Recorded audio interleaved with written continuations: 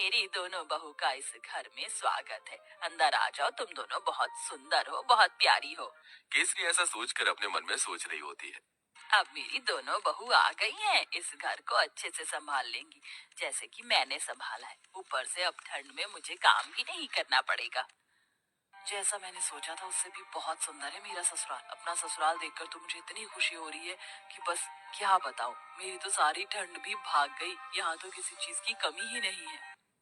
सच कहूँ तो बहुत सुंदर लग रहा है ससुराल।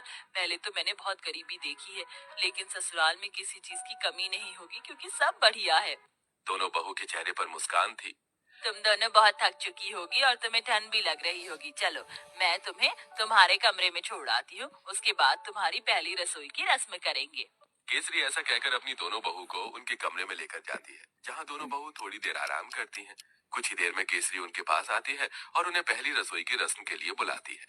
तुम दोनों ने आराम तो कर ही लिया होगा, चलो पहली रसोई की रस्म भी कर लेते हैं। केसरी ऐसा कहने के बाद दोनों बहू को ठंड में रसोई में छोड़कर बाहर चली जाती है। थोड़ी ही देर में फिर से वो दोबारा आती है। मुझे माफ कर देना, मैं तो तुम्हें सामान निकाल कर देना ही भूल गई, अभी देती हूँ। केसरी रसोई में आकर एक कटोरी लेती है और उसमें 6 चम्मच चीनी डालती है, 2 गिलास दूध निकाल कर रख देती है और साथ में 2 कटोरी चावल निकाल के डोंगे में रख देती है। ये रहा सारा सामान। अब तुम अच्छी सी स्वादिष्ट खीर बनाकर सभी के लिए मीठे में लेकर आ जाना। केसरी इतना कहकर रसोई से बाहर चली जाती है और दोनों बहू एक दूसरे की तरफ देख रही होती हैं। लगता है माँ जी हमें कुछ ज्यादा ही भली समझ रही हैं। मुझे तो लगता है कि उन्हें ये लग रहा होगा कि हमें खाना बनाना ही नहीं आता। चलो कोई बात नहीं, हम अपने हिसाब से बना लेते हैं। ज्यादा बनाएंगे ताकि रात को खाने को मिल जाए। खाने के बाद कुछ मीठा अच्छा लगता है। इस तरह आराध्या और राधिका दूध चीनी चावल निकाल कर ज्यादा सी खीर बना लेती हैं, जिसके बाद वो खीर परोसकर घर में सभी को देती हैं। बहुत अच्छी खीर बनाई है। वैसे ठंड में खीर अच्छी लगती है, लेकिन चलो खाना तो अच्छा बनाना आता है तुम्हें। कितनी अच्छी बात है, मेरी बहू तो बिल्कुल मेरे जैसी आई है, थोड़े सामान में ही अच्छा खाना बनाना। केसरी ये सोचकर बहुत खुश हो रही होती है। वो कुछ देर बाद अपने कमरे में आराम करने चली जाती है। अब दोपहर का खाना बनाने की बारी आती है, तो दोनों बहू ठंड में रसोई में आती है। कुछ ही देर में केसरी भी रसोई में आती है। अरे इस वक्त तुम रसोई में क्या कर रही हो? माँ जी, हमने सोचा कि समय पर ही दोपहर का खाना बना देते हैं। अरे दोपहर के खाने की क्या जरूरत है, सीधा शाम को खाना बनाना चाहिए ना। वैसे भी ठंड में इतनी भूख कहाँ लगती है। और इस पतीले में क्या रखा है? केसरी तब पतीले को देखती है तो उसके अंदर खीर होती है। हे भगवान, इतनी सारी खीर! तुम दोनों ने इतनी सारी खीर कैसे बना दी, जबकि मैंने तुम्हें सिर्फ 2 कटोरी चावल दिए थे, 2 गिलास दूध दिया था। अरे माँ जी, हमने ज्यादा इसलिए बना ली थी ताकि हम रात तक आराम से खीर खाते रहें। हे भगवान, तुम्हारा पेट है कि कुआं? आज के बाद ऐसा बिल्कुल नहीं होना चाहिए। जितना मैं सामान दूंगी उतना ही बनेगा। ठंड में इतना खाना कोई नहीं खाता। लेकिन माँ जी, लेकिन वेकिन कुछ नहीं। इस घर को चलाना है या घर की बर्बादी करनी है? आज से ही अपने कान में आटा लगा लो, फिर ये गलती नहीं होनी चाहिए। राम राम राम, इतनी सारी खीर देखकर कहीं आज मुझे हार्ट अटैक ही ना आ जाए।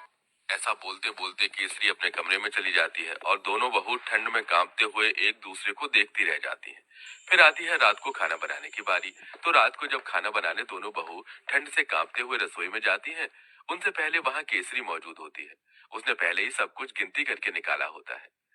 देखो बहू, ये एक बैंगन है, 4 आलू हैं, साथ में मैंने आटा निकाल कर रख दिया है। इस आटे में से केवल 10 रोटी बननी चाहिए। 2 मेरी, 4 तुम दोनों की और 4 दोनों मेरे बेटों की। ऐसा कहकर केसरी रसोई में चली जाती है। इस तरह दोनों ही बहू कंजूस सास से बहुत ज्यादा परेशान हो जाती हैं। रोटी बनाते बनाते आखिरी में 10 रोटी के बाद एक लोई रह जाती है। दोनों बहू वो भी बना देती हैं। तो इस बात पर भी केसरी उन्हें खूब सारी बातें सुना रही होती है।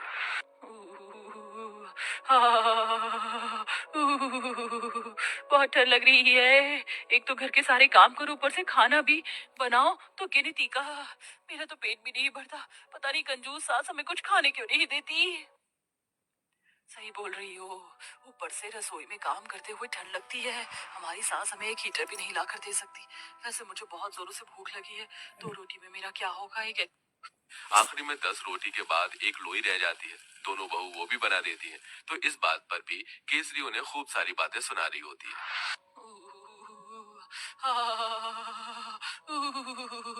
बहुत ठंड लग रही है। एक तो घर के सारे काम करो, ऊपर से खाना भी बनाओ, तो गिनती का। मेरा तो पेट भी नहीं भरता। पता नहीं कंजूस सास हमें कुछ खाने क्यों नहीं देती।